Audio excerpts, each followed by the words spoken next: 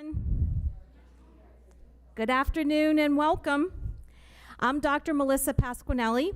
I'm our Associate Dean of Academic Affairs here in the College of Natural Resources, and it is my pleasure to welcome you today to this lecture. Thank you all for being here, and a special welcome to Dr. Hillary Young. Dean Floyd regrets not being able to attend today's lecture. Dr. Young has graciously allowed us to record the lecture, and we'll be distributing the link to the recording following the event to ensure our broader community has access and can enjoy today's lecture. We are honored to host this event each year and to bring distinguished speakers like Dr. Young to our campus. The annual Barkalow Lecture is a key opportunity for the College of Textiles, that's my previous college, College of Natural Resources, to gather students, community members, and alumni around important topics in natural resources, conservation, and ecology. Not only does it give our students the opportunity to connect with leading experts in our fields, it also fulfills a vital role of our mission to foster dialogue and collaboration that solves urgent challenges at the intersection of the environment, economy, and society. The Barkalow Lecture is important to the Fisheries, Wildlife, and Conservation Biology program, in particular, because it strengthens the cross-college relationships that are core to the interdisciplinary program. I would like to say a special thank you to Joanna and Donald Can, who support this lecture each year in honor of Joanna's parents, Frederick and Joan Barkalow. Dr. Frederick Barkalow was the former head of the zoology and a professor in the School of Forestry.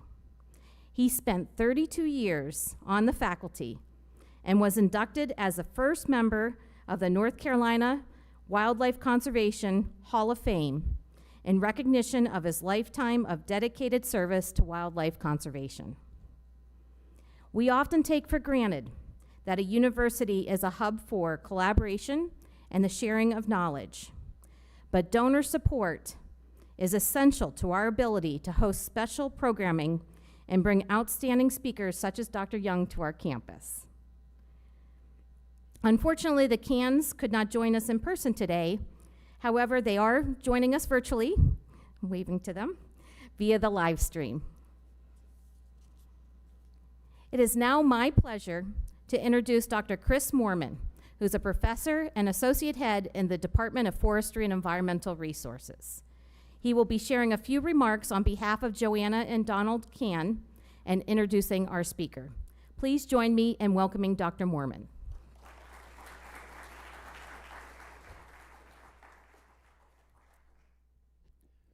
Thank you, Melissa, and good afternoon, everybody.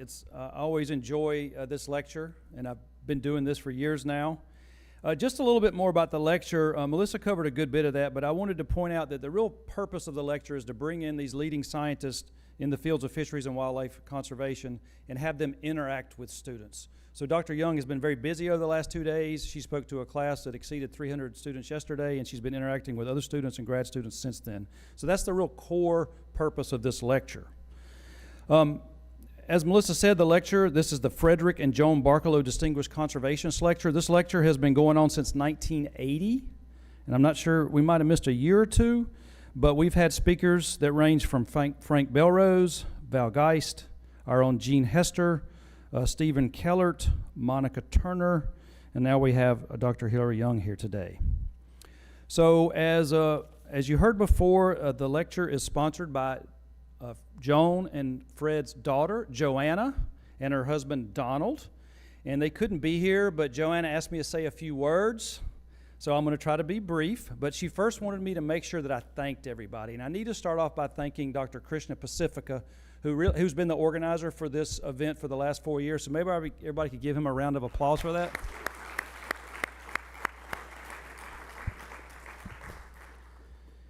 Another thing that we implemented over the past decade is we've tried to involve graduate students. They take the lead on organizing, nominating, and selecting the speaker. and we typically have leaders in that sort of approach. And this year's leaders are Hannah DeRoche and Micaiah Carver-McGinn. So thank you, Hannah and Micaiah, for your efforts there. I want to thank the College of Natural Resources staff for organizing this. Zach did a great job putting this all together with Krishna's assistance. And finally, I want to thank the Fisheries, Wildlife, and Conservation Biology community for their continued support. This is an important lecture that hopefully continues to keep us together across colleges and departments. And the last thing that I have to say on behalf of Joanna is she says, please vote, especially you young people. Please get out and vote, and she wants to make sure that you cast your ballot in support of candidates that are going to ensure the long-term conservation of fish and wildlife populations. So now I'll introduce our speaker. Hopefully I did that well, Joanna. A lot of pressure. So Dr. Hilary Young is a community ecologist in the Department of Ecology, Evolution, and Marine Biology at UC Santa Barbara. Dr. Young received a BA degree in Ecology and Evolutionary Biology at Princeton University. She then received an MA in Environmental Management at Yale University, where she focused on applied forest management questions. That's what I do now. Her PhD in biology at Stanford University examined cascading effects of changes in plant communities on whole ecosystem and community structure. As a postdoctoral researcher jointly affiliated at Smithsonian Institution and Harvard University, she examined the impacts of anthropogenic disturbance on mammal communities and ultimately on zoonotic diseases.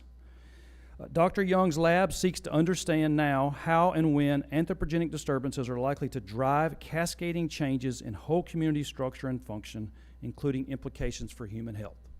So look forward to hearing more about this. Thank you.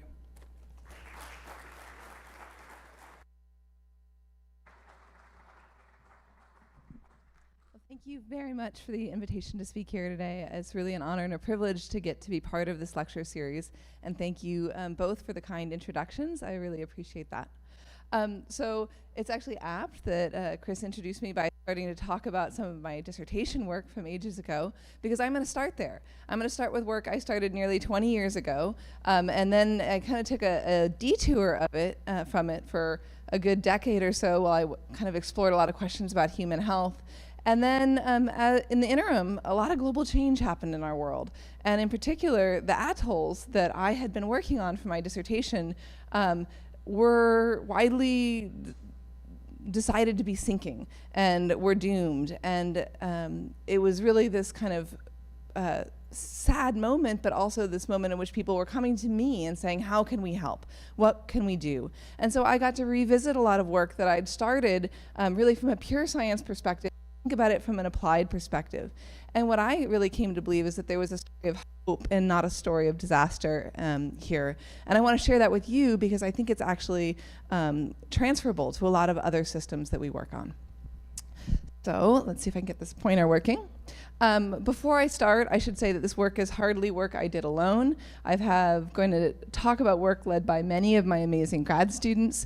Charlie Brahman, Mike Burnett, Anna Miller-Terkyle have all been grad students in my lab. A couple amazing undergrads, including Katie Negro here, did some of this work, and several postdocs, John McLaughlin and Sebastian Stiebel, have done important parts of this work as well. I also should thank the funders right from the get-go. This has been supported a large part by the National Science Foundation and by the Nature Conservancy and National Geographic Society. So none of this work could have been possible without all the support of the people and organizations behind it. All right, with that said, I'm going to be talking about ecosystems today. And when I say the word ecosystems, you might harken back to your introductory ecology class and come up with a definition something like this: a natural unit that consists of living and non-living parts which interact to form a stable system.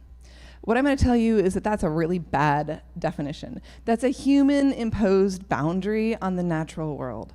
Ecosystems, lakes, islands, rivers, they all have really porous boundaries. Energy and nutrients moves very readily across these boundaries and can be really important for the ecosystem functioning of both the donor and the recipient system. So here I have a few examples that I want to point out to kind of let you know what I'm talking about when I talk about the energy and nutrients moving across these system boundaries. So you might have salmon moving upstream. They spend most of their adult lives in the marine ecosystem. Then they migrate upstream where they spawn and die, and their bodies become incorporated into the rivers. Maybe bears or other animals eat them out of the rivers, and they go on to land as well. You can have cross-continental dust clouds. So the Amazon River basin, the forests, get about 22,000 kilograms of phosphorus per year from cross-continental dust clouds.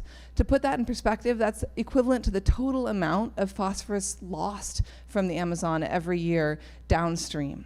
So basically, this cross-continental dust movement is replacing the phosphorus every year that is lost in a phosphorus-limited system. If you didn't have this transcontinental movement of dust clouds, you wouldn't have the Amazon forest the way we know it.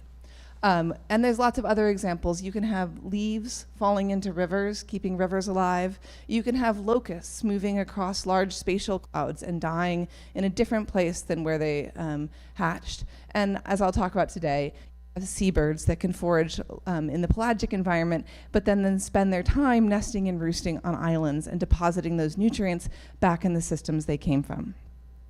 Now, this diagram shows you both biotic vectors, so like animals and carcasses, but also abiotic vectors like dust clouds that force these nutrients and energies into new ecosystems. A lot of attention goes to those abiotic forces, those dust clouds, waves, gravity, washing these nutrients and energies up. But I'm going to argue that wildlife transported nutrients, although often small in the absolute kilograms of material moved, are often more important than these abiotic resources. And that's because wildlife can do a couple really important things. One, they concentrate nutrients. So when wildlife's bodies or feces land in a recipient ecosystem, it's a really high value concentrated source of nutrients. And so it can be really important to the nitrogen or phosphorus or nutrient budgets of that ecosystem compared to these abiotic dust clouds or stuff. They can also move across spatial gradients. So gravity only pulls things down, but insects can fly up. The water is only going to move down the mountain, but the birds can fly back up the mountain. So you can move across natural spatial gradients and return nutrients to different sources. They often happen asynchronously. So if these abiotic forces are moving nutrients only in winter with big storms, maybe the animals can move during summer periods and be really important for keeping the system stable through times of shortage. And then this is obviously really important to think about because while many of our abiotic processes are staying stagnant, the waves are still churning, and gravity is still working, these wildlife are in rapid decline. So when we're thinking about how these processes are going to change, we really need to think about wildlife vectors. And I'm just going to drill this point home one more time by trying to put in perspective how important these wildlife energy movements are to the whole energy budget of systems. So these numbers in red here compare the amount of nitrogen in the system that comes from outside of the system to how much is generated internally inside the system, to how much cycles internally. So wildebeest dying in the river in Africa brings 78% of the nitrogen in that system, then is what cycles entirely in the whole river.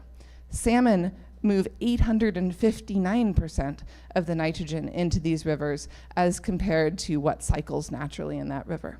And you can see all of these values. Just hippos do 27%.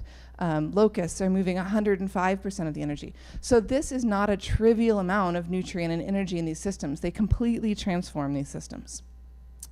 Of course, many of these wildlife species are in decline now, and what we see now for those numbers, those nutrient budgets, are actually probably just a fraction of what used to remain for connectivity in these systems. So this is an artist's rendering of the California coast where I live of what it might have looked like once, with giant whale falls washing up on shore all the time, and grizzly bears coming in and literally walking through the carcass, foraging and then bringing that nutrient and energy into shore. And this could have, you might imagine in this world of megafauna, been really important to keeping large fauna vital through times of shortage in the relatively depauperate low productivity summers of the California ecosystem compared to these high productivity waters offshore. So while this wildlife is being disturbed, it's also actually can be restored. So, this is a classic example of the fish ladders trying to restore connectivity to systems where we've broken it. So humans built the dam, they broke the connectivity of the fish moving up the river, but we can actually try to restore it. And sometimes it's a really powerful lever to restore ecosystems. And I want to point out this is particularly important in light of global change. So when we think about climate change and other forms of anthropogenic stress, we're starting to hear a lot about nature-based solutions for addressing climate change or other global stressors. But when people say nature-based solutions, I think they're often thinking of restoring wetlands or restoring meadows. And I want to say restoring charismatic megafauna or some of the microfauna can be really important parts of restoring connectivity and making these systems more resilient to global change. These wildlife species are not just a sad lost thing that we can, there's a luxury that we can cry over about having been lost to global change, but if we lose those species too, then we're going to lose this really important form of connectivity that goes with these highly mobile species and can be really important for keeping this ecosystem alive. But there's still a lot of outstanding questions about how and when connectivity is important, and if in particular it can be useful for restoring, bringing resilience, global change resilience. And so that's kind of the work I want to talk about today.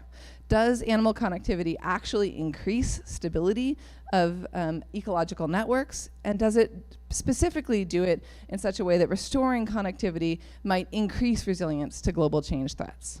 Now, I'm going to talk about this mostly in the context of one case study where I've worked a lot, which is atolls. Now, I feel like as soon as I say the word atolls, people start drifting into visions of tropical vacations, or maybe they kind of totally space out and be like, wow, atolls are not relevant to anything that I'm ever going to do. And so I want to start by saying, why am I studying atolls, and why should you care about atolls in a broader context? Well, first of all, atolls are actually themselves important. So 1/3 of all the islands in the Pacific are atolls.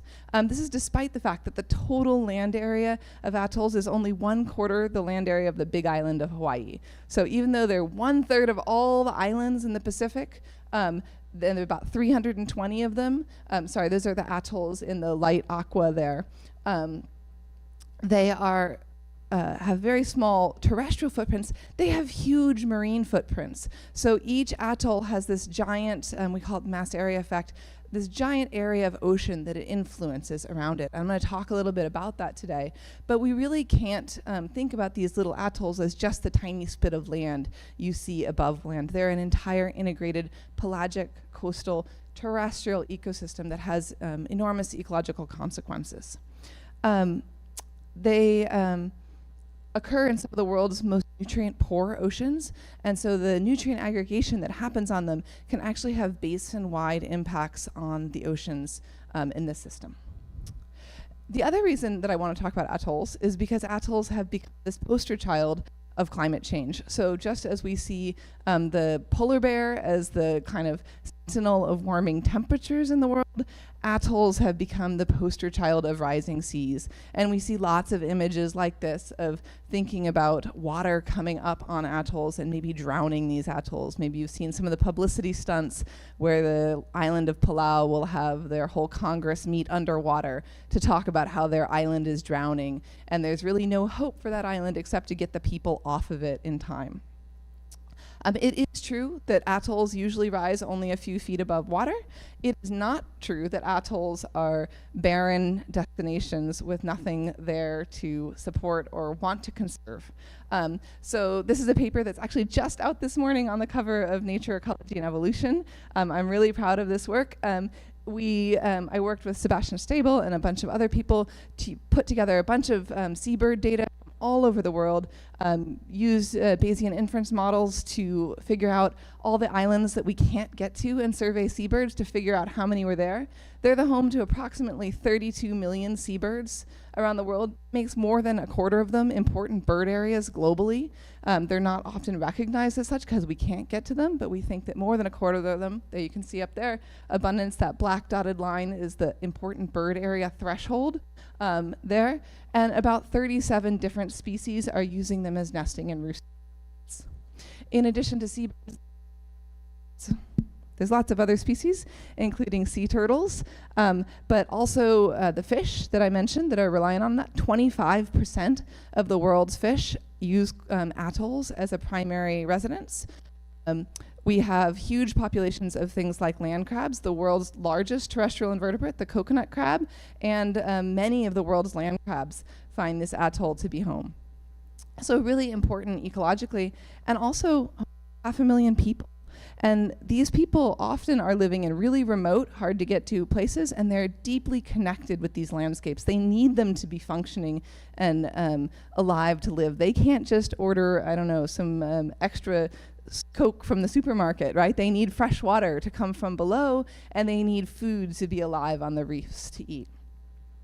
Now, while atolls have been pictured as this doomed kind of climate canary, I would actually say that atolls are really unique because they're living dynamic ecosystems. So atolls are formed on top of sunken volcanoes. They're made from calcium carbonate coral rubble, the coral sand, and then sand on top of that, that's then bound by the plants that grow and made by the nutrients that seabirds deposit there. These islands are meant to move. They're like your barrier islands here in North Carolina. They can grow and accrete at up to 3 centimeters per year. That's much, much faster than any global climate change model predicts that sea levels will rise. Atolls do not need to sink. And indeed, spatial analysis that have looked at the world's unpopulated atolls have shown that none of those atolls, or rather I should say, there's no average loss in land area or loss in land height in atolls that are conserved and protected and able to move. So atolls do not need to sink.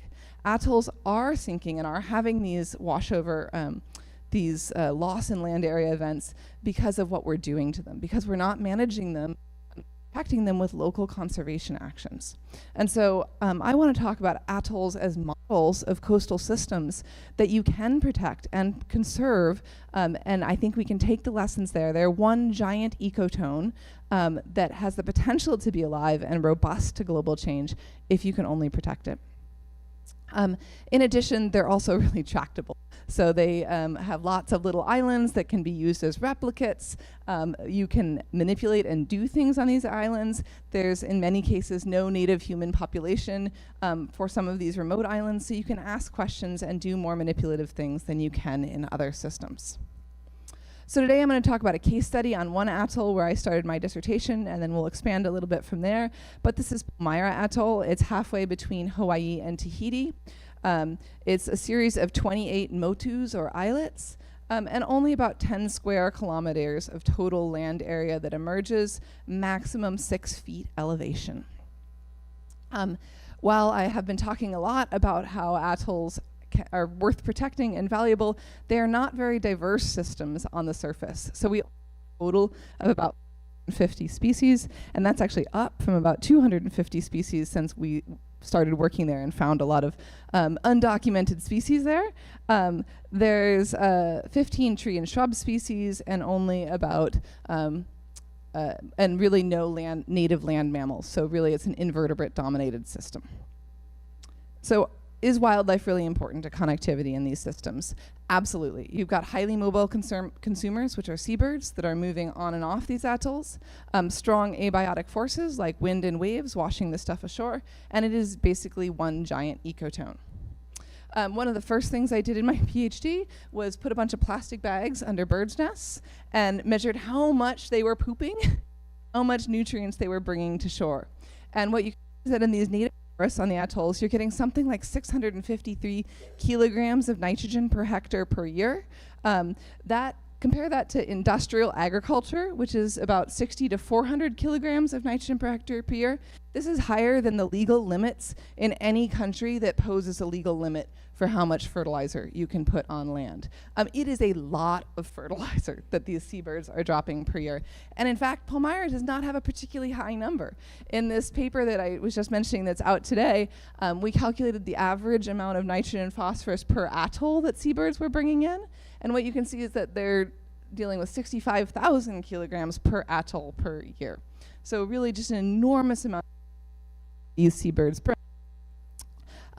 This nutrients are gathered from way out in the pelagic environment. So this is the average nutrient integration area that these seabirds are bringing nutrients from. So something between 10,000 and 100,000 kilometers around this atoll is where those nutrients are concentrating from and then coming onto these atolls and really driving huge changes. This is important because seabirds are declining. So of the birds, they're one of the fastest declining groups of birds out there. They're being hit by so many different threats. They're being hit by invasive species, which I'll talk about today, like the invasive rats that eat their eggs. They're also being impacted by changes in habitat conversion. I'll talk about this today as well. That's the coconut palm. They're being hit by direct harvest and exploitation. They're getting hit by bycatch through fisheries. And they're getting hit by climate change. In particular, tropical seabirds are surface feeders. They can't dive deep. It's not energetically possible for them to, it's not energetically efficient for them to get their food by diving deep, so they have to surface feed, which means they need sharks and tuna to chase their food up to the surface. And so as we are exploiting tuna, and accidentally often, and purposefully sometimes, killing sharks, they're losing the predators that chase their food up to the surface. And we've got a really fun project that I won't have time to talk about today, actually putting cameras on these birds. Much of their forage is reliant on those subsurface predators, and the short answer is they're almost exclusively dependent on subsurface predators for many of these species. So really at risk from many, many factors. One thing that you probably don't at risk from is coconut palms. So when I show a picture of coconut palms, when I show you a picture of coconut palms, people think tropical paradise, and they are beautiful, I will admit. They're also the most dangerous thing on these islands in terms of falling nuts on your head. But what you don't know is that for most of these Pacific atolls, they probably aren't native. Some of them, in some parts of the Pacific, they were brought by early Polynesians a couple thousand years ago, but in many parts of the range, they were actually very recent settlers that were brought probably by European colonists who were dumping coconuts to come back in this early exploration phase. Indeed, my grad student, Mike Burnett, has done this really cool analysis. He's a NASA fellow, and he did remote spatial imagery of all the atolls in the Pacific, and he found that more than 2/3 of atolls are now covered in coconuts, but those are only, the atolls that are covered in coconuts are almost exclusively those that have a history of copra farming. So what happened is that early Polynesians got to these islands, or Europeans got to these islands, they deposited some coconuts, they made a fringing edge of coconut palms, but coconuts don't by themselves go to the interior of an island very well. And so that's humans that planted them, usually for the copra trade, this is an oil, and dominated these canopies. So from coast to coast, it can be 90 to 100% dominance of coconut cover. These coconut palms do all kinds of weird things to us. One of the really interesting things we're following now is that they like to drink all of the fresh water out. They drink at about 10 times higher rate than native plants when you include their stem density, which means that they're dramatically removing fresh water from these islands and increasing problems of washover associated with global climate change. But more important to my story today is that seabirds don't like them. So most seabirds are ground nesting and don't like coconuts falling on their heads, and the ones that are tree nesting don't like the coconuts that wave in the wind and have spiky little fronds, and the seabirds basically won't use them.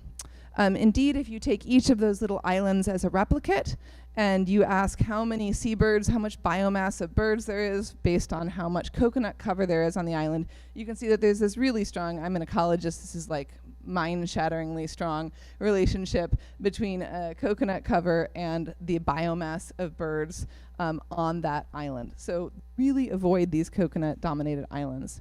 And what that means is if you go back to my graph of how much nitrogen is falling per hectare per year on these islands, we've lost 90%, more than 90% of the nitrogen that's falling. These islands lose that ability to concentrate nitrogen, and this translates to big effects on the productivity of those islands. So here we have the percent coconut cover. Again, each of these dots is one of those islands, and you can see the net productivity, the grams of carbon nitrogen produced per square meter dramatically dries up. There's just no energy coming down in the bottom of the food web to support the consumers and the communities in those systems. One really cool thing we did is we then followed that. So in here you can see the islands that are native dominated are in red, and the islands that are coconut dominated are in blue. You can see that you get less birds on these coconut dominated islands, less soil nitrogen because there's not fertilizer coming in, less foliar nitrogen in the leaves, less nitrogen running off into the ocean, less zooplankton growing because there's less phytoplankton growing with less nitrogen, and then there's less manta rays in these environments surrounding these little motus when they don't have seabirds compared to when they do have seabirds, which in itself is driven by this coconut palms. This is where our work stopped. We stopped manta rays. I kind of got distracted and did some other things, but I'll note that other people have followed up on this work since. There's a really cool paper out just last year in Science that looked at what having seabirds or not having seabirds meant to coral reef resilience. So fishes actually grow faster when there are seabirds present because there's more nutrient and energy in the bottom of those reefs. And the herbivorous fish keep the algae from growing on the coral. And so after corals bleach, there was a bleaching event here in November 2017. Islands with seabirds, so those are the blue islands, recover about 30 to 40% faster, I believe it is, than islands that don't have seabirds. So as corals are bleaching more and more frequently, they're actually going to be more able to recover and more likely to be resilient and robust, these reefs, if seabirds are present on these islands, and concurrently if coconuts are not present on these islands. Now, I'm going to take a little detour into how we know that the effects on all these things are driven by seabirds. Like, how do we know that there's not something about these islands that made them lower nutrient in the first place, which is why coconuts are there and not native species. And I'm only going to go into the methods because it becomes important later. What we used to do this, to document this, was isotopes. Then mics are not with me today. To the nitrogen isotopes. Nitrogen isotopes are an indicator of the trophic position of the consumer, of where that nitrogen was sourced from. And seabirds are top predators. So you would expect if the nitrogen is, if the nutrients are coming from seabirds, that it's going to really have a high N15 signature. And you don't need to really worry too much about the carbon signature because it all comes from plants, so that should have a similar carbon signature on these different islands. And you can see exactly that. So if you look at plants in seabird on coconut islands versus non-coconut islands, there's a big shift in delta 15N, so about 3 to 4 per mil increase. So it shows you that the nutrients on these native islands are coming right from seabirds. And it's the same in the plants. And if I actually plot on there the nitrogen of guano, you can see that that kind of makes perfect sense. The guano is coming in right about where you'd expect it. And guano moves a little bit in its nitrogen isotope as they volatilizes, but this makes kind of perfect sense as to what's happening.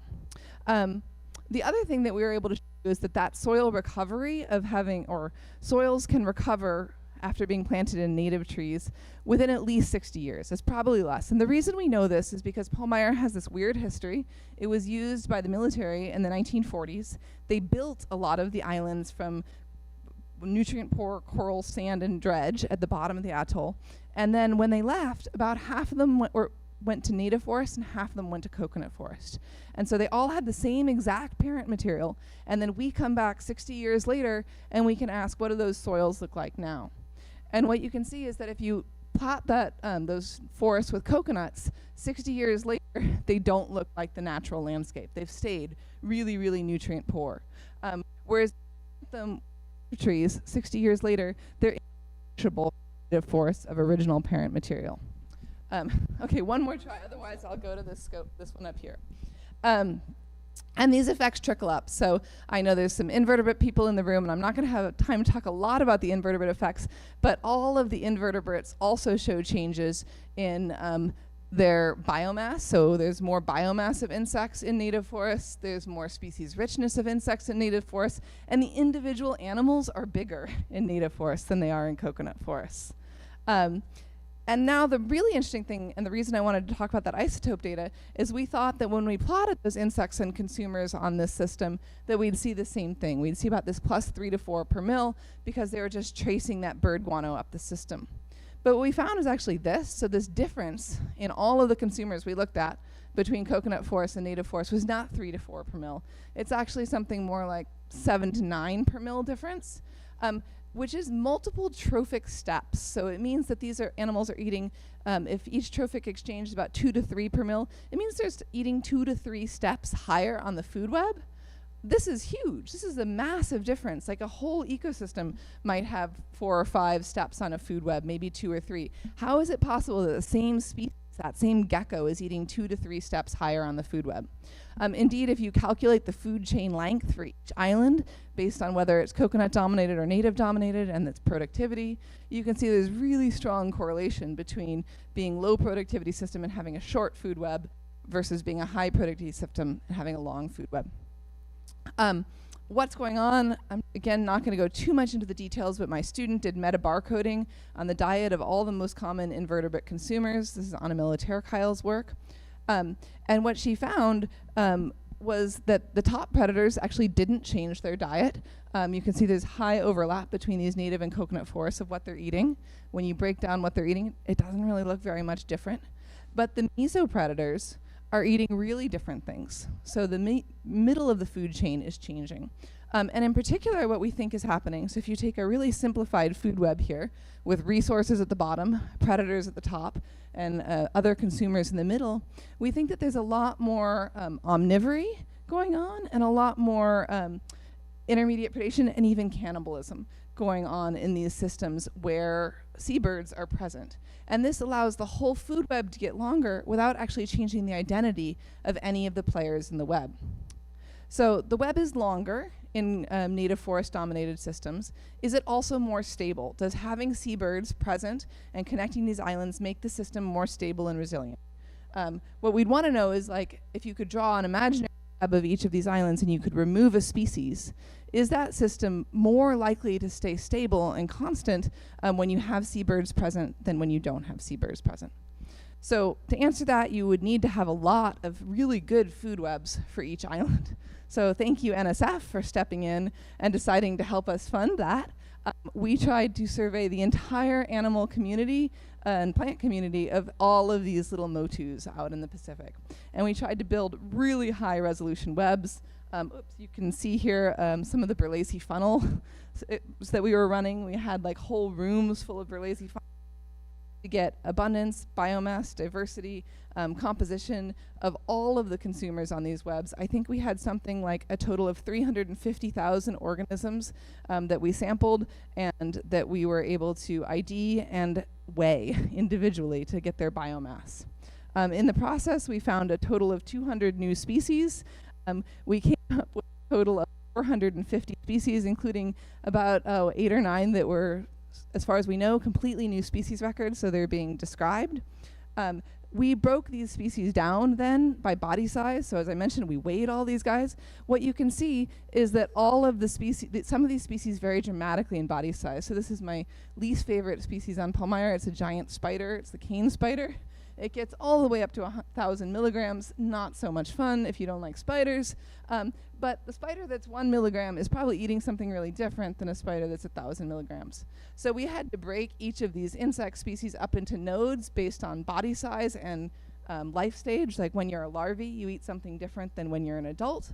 In the end, we came up with 1,601 nodes that we used in our food web. And we we also used this next, this eDNA diet sequencing to get accurate things of what they really eat. So we were able to make better feeding rules. So in short, I think these are actually I'm trying not to brag. I think these are the best food webs in the world on terrestrial ecosystems, the highest resolution food web, at least for single time points. The amazing postdoc John McLaughlin took all of this data and made for each island out there. And this is just that one cane spider I mentioned. You can see that that spider is broken down into about 6 different nodes. He's all of those things in red. Those are all the species that he's connected to in some way, directly or indirectly. If I take out all the indirect links, you can still see that that spider is connected in a lot of different ways to each of these species.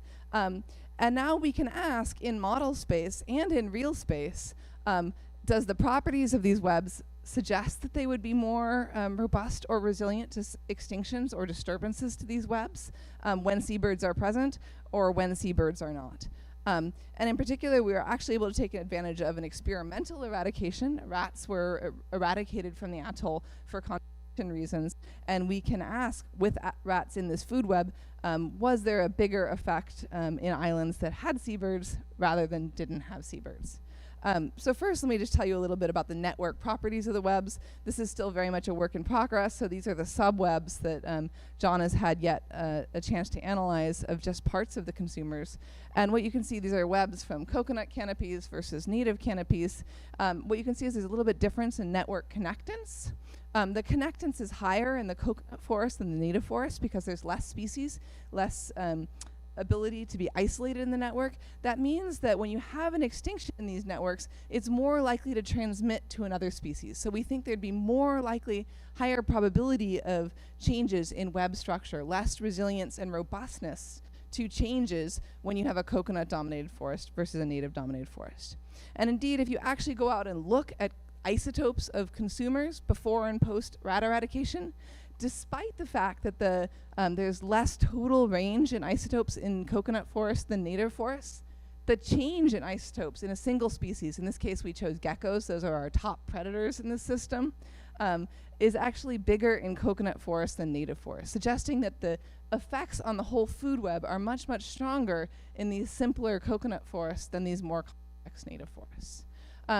So one takeaway from this is that the webs actually, the whole food web seems to be more stable, more resilient to change and disturbance when you have seabirds present, increasing the productivity of the system.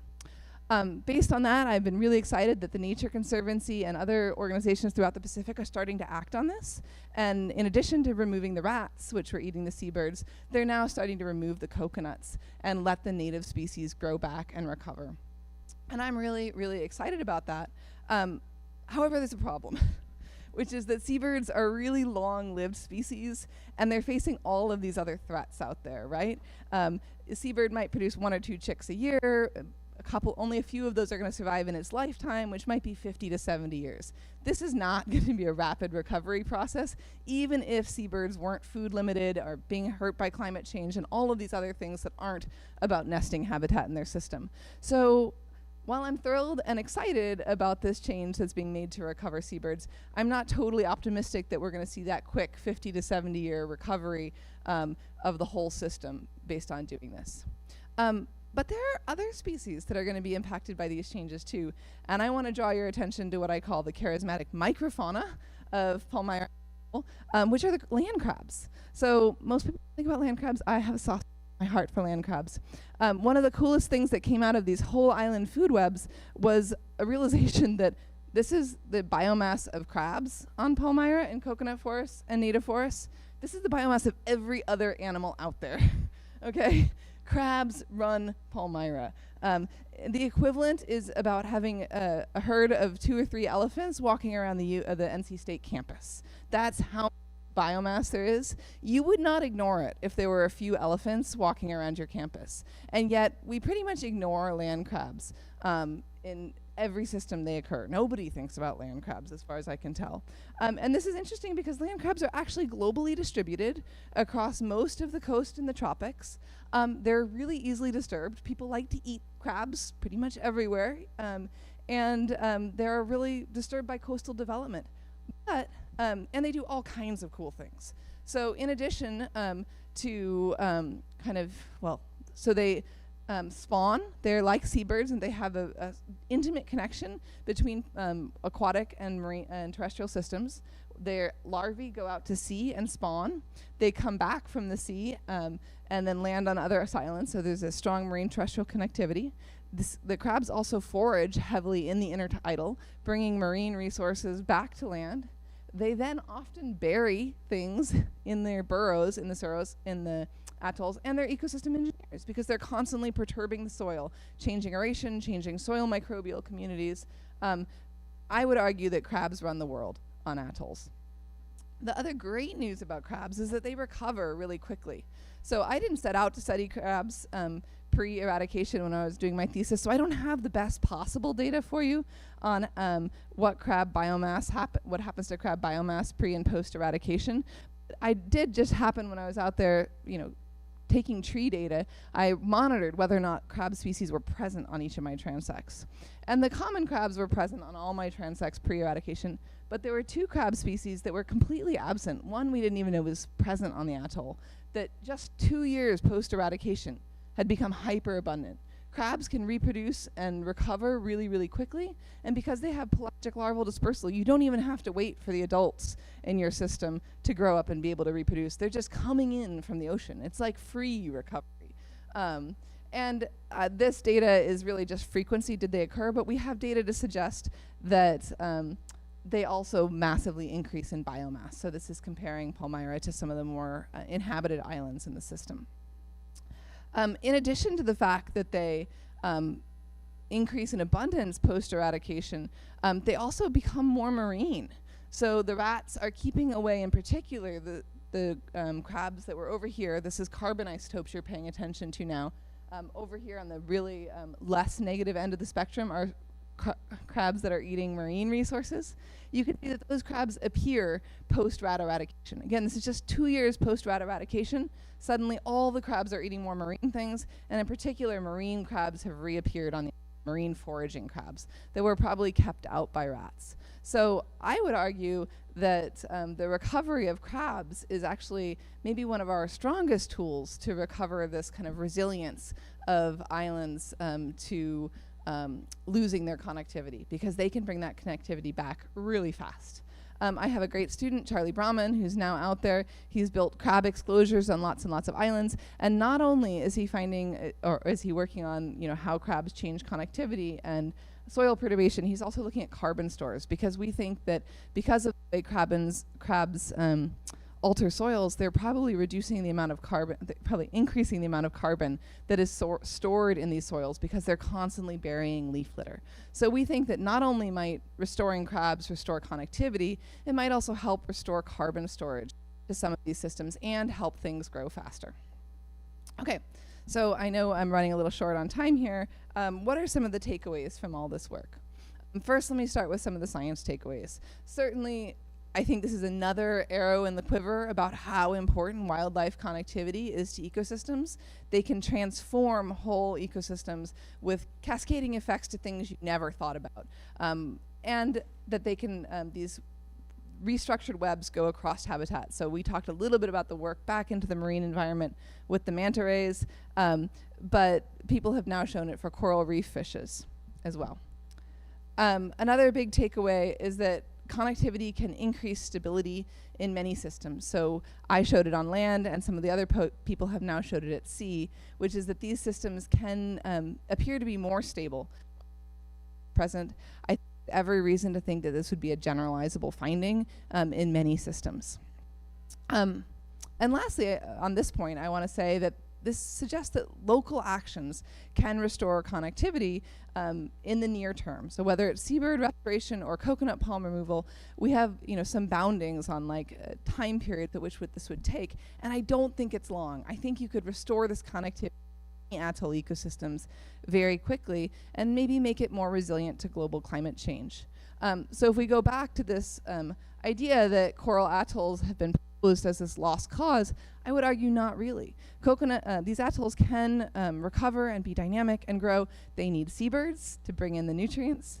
They need vegetation that can grow, that has enough nutrients there to help them grow so that they can fix those hands on there.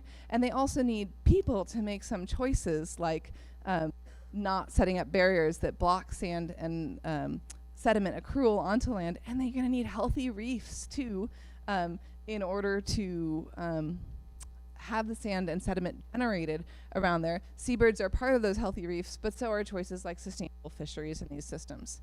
They're also going to need healthy pelagic environments because these seabirds depend on this area 10,000 to 100,000 kilometers around the average atoll in order to forage and bring these nutrients in systems with healthy tuna and shark populations. So I think that restoring connectivity is like an easy win-win. It's pretty low cost. Things like crab recovery or coconut removal can be done very quickly with relatively low costs. Most of these atolls are actually remote, and so they don't need maintenance. These threats aren't coming back. It's a win for marine biodiversity. Both the seabirds, every species we've looked at would benefit from this, basically. It's a win for the human inhabitants. Removing coconut palms will not only return soils, help them make more global change resilient, but it also will protect fresh water supplies. And that's kind of work I haven't been able to talk about today, this kind of drinking power of coconut palms. And it'll be a win for coastal fisheries because they seem to recover as well too. Another big science takeaway from this is that I think in general, you can't chop up ecosystems and protect an island but not the surrounding waters. You can't protect a river but not the surrounding trees. And in the case of coral atolls, you can't protect an atoll and not the pelagic environment around it. So I've been really involved in trying to get the larger area around the Pacific Remote National Islands protected as a national marine monument, and now we're hoping to expand those protections to include as much possible area as feasible within kind of international regulations to kind of protect the whole pelagic environment from fishing, kind of recognizing that to keep any of these systems alive, and these are thought to be some of our most robust and resilient reefs in the world, we're going to need to protect that whole ecosystem from deep pelagic all the way to terrestrial systems. Now, I've said that I think that this is a common story, that atolls are a great case study of connectivity, but this happens all over. And so we've got a bunch of other projects going on in my lab and in other labs that I'm working with, trying to understand the generality. And I thought I'd just give a quick teaser of a project that's not atolls to kind of help you guys that these kinds of stories are occurring in many different ecotones around the world. And this story is from where I live in Santa Barbara. So Santa Barbara has it's got a beautiful marine ecosystem, kelp forest that abuts, and it's very high productivity, abuts right onto the terrestrial system, which is often low productivity. So you might have heard, but California has a lot of droughts, and it happens every year that we have a long dry season where the animals are basically starving for food resources because the plants have. So you might think that kind of productivity and energy coming from the ocean could be really important to sustaining the terrestrial system in these habitats. And indeed, there's a lot of nutrients coming on shore in Santa Barbara, so about 87,000 kilograms of marine mammals every year in terms of whales. That picture of the bears walking through the no longer true, but we still do get a lot of marine mammals washing ashore. Huge amounts of kelp, 840 kilograms per meter per year. Think about that. That's a ton of kelp. Now, of course, a lot of that washes back into the ocean, but a huge amount of energy is there and available for species to utilize. And then we have seabirds that are nesting on our coast that have never been quantified in terms of how much nutrient and energy they're bringing to the coast. And we have these marine animals that are down there foraging in our intertidal and subtidal environments at low tides.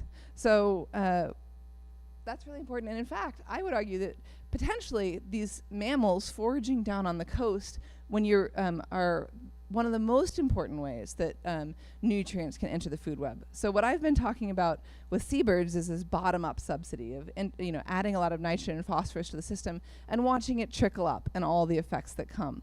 But feed it directly to the top predators in the system. We know that top predators are keystone species in most ecosystems. And so sustaining big populations of top predators through times of drought might be really important for keeping a system stable and certainly for impacting ecosystem functions. So a little project that we've been doing on our own coast is just putting wildlife cameras up and seeing who's using that coastal ecosystem and potentially how important it is. And this is a student named Zoe Ziltz in my lab that's put a lot of cameras out on our beautiful coastal systems. And what we see, you might as well be familiar with that guy, that lovely coyote, but we see lots of top-level predators that are down foraging on our coastal system. And I'm going to just show you a few fun shots so you can see. He's got a pelican that he's just captured. A lot of predation of seabirds by our predators down on the coast. We get a few mountain lions down there foraging, eating the pinniped carcasses, maybe predating the pinnipeds, although we haven't caught it on camera. The bears are down there actively foraging on the intertidal creatures. And we also get a lot of wild pigs out there that are presumably eating the crabs and stuff. You see these long tracks in the sand where they've been dragging their noses through, sniffing out some species down there. What's really seems to be important is that for at least some predators, like the coyote, this beach access, so this is the months of the year going from March to December, seems to be particularly important in these long dry months here. So August, September, October, November are when these predators are down foraging in this marine intertidal habitat. And indeed, if you look at the amount of precipitation that fell in the last 90 days and the amount of, in this case, coyote activity on the beach, you'll see that coyotes are foraging most when there's been very little precipitation. So the idea here is that in terms of stress, these carnivore communities are actually depending on the marine resources to help them through these times of stress. And it's really important for sustaining their populations. And this is really important because I know that coyotes aren't a big hero around here, but our predators in general, and I'm going to use coyotes because we have the most camera trap images of coyotes, are really affected by human presence. So this is the distance from campground, and the farther they are away from the campground, the more predators are willing to use our beaches. And so, you know, there's this potential impact of humans using our beaches more and more on keeping our predators away from the coast. So I would just argue, I'm going to leave you with this thought that whenever you have wildlife connecting ecosystems, I think they're probably an enormous lever for conservation that could aid resilience to these systems. So I'll just thank the many, many people involved in this project. We've had so many students and undergrads and grad students that have led various parts of this work. And again, thank you all for the invitation to speak here.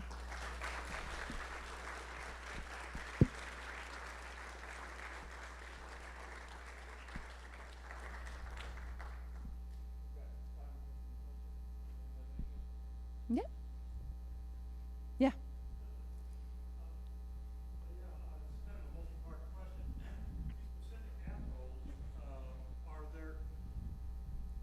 Specific atolls, are they very densely populated with people? If so, or if not, are there enough people to form communities that would be interested in doing something? And are there any, let's say, political pushback on the idea of removing the palm trees? Okay, so the atoll I talked about today is Palmyra Atoll.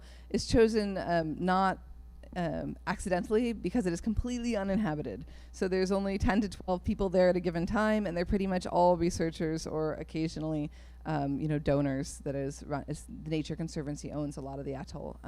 So there's no pushback here. They're actually encouraging research, and there's a lot of opportunity to do that.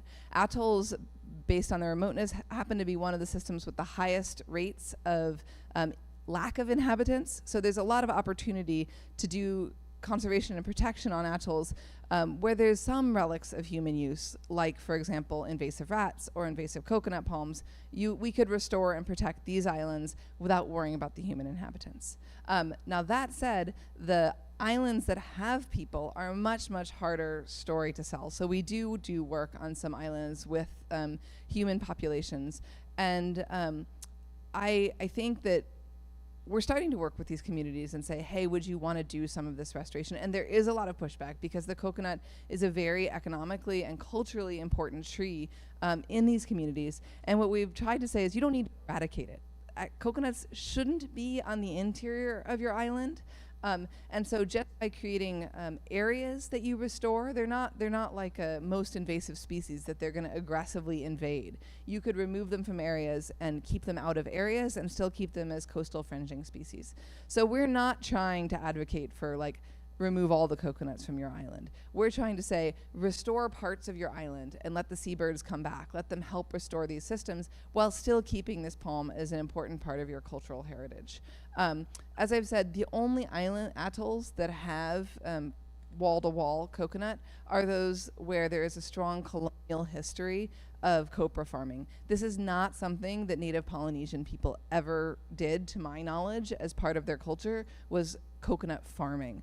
And so what we're trying to say is get rid of the oil palms of the atolls and retain the kind of cultural role of these trees in your system. So there is pushback, and I think it's really important to have it be a nuanced conversation back and forth with the local communities about what this might look like. There's much less pushback for things like rat eradication. That seems to be a real popular one. But I think there's a lot of these actions that we're going to have to work with and learn from.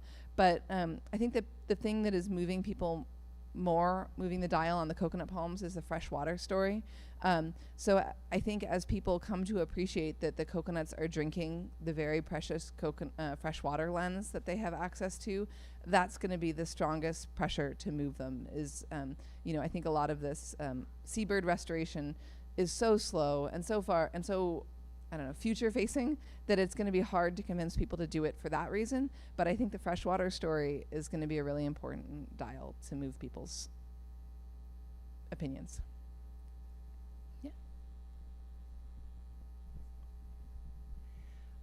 So wanted you to finish out your story about atolls being potentially a story of hope, and it seems to me the last connection is between the nutrient input and the rate of accretion, and maybe that's a story you need to bring local communities on board also. So what evidence do you have on the connection between what you're talking about and rates of accretion to the atolls?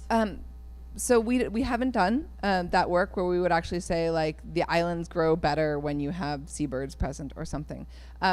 I actually think that one of the really important missing pieces is to keep that reef healthy so that the corals keep growing, as that's a big source of the sand.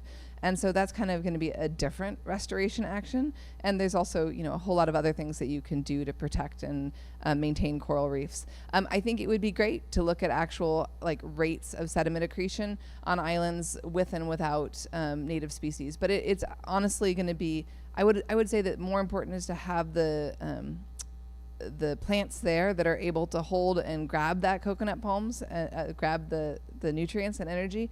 You need that kind of robust plant community there. But I agree, it would be a great next step, is to say, how much does that accretionary process differ when you have the birds and not the birds?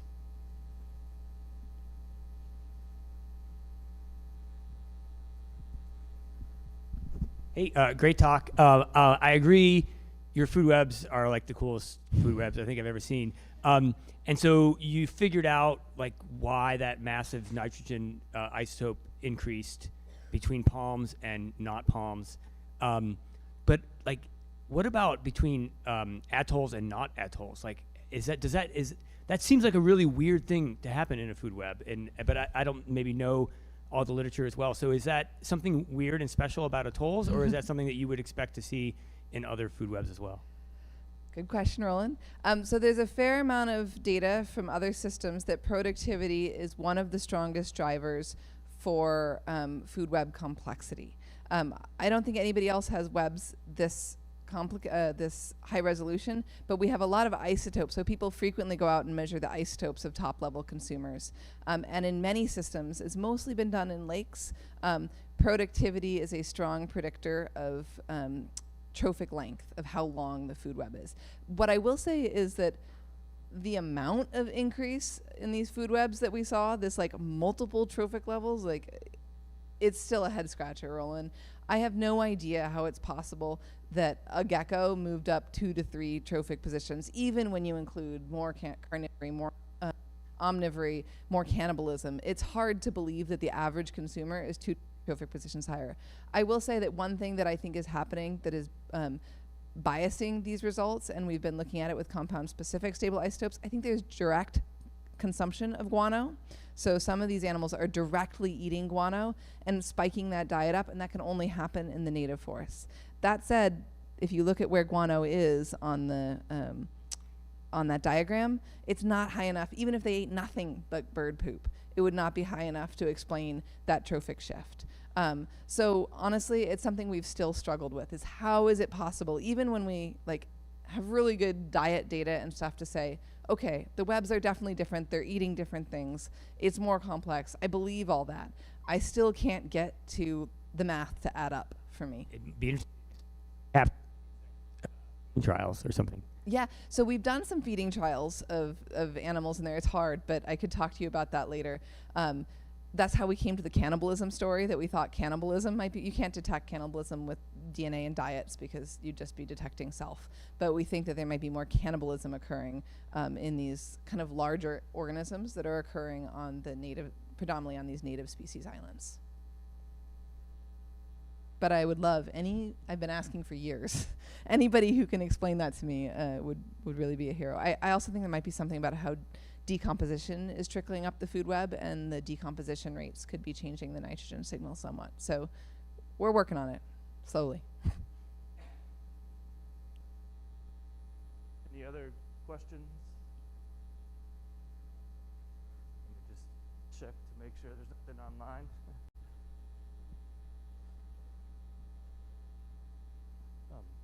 Well, great. Well, with that, let's give Dr. Young another round of applause and thank her. I wanted to give you a gift here from College of Natural Resources. Thank you so much.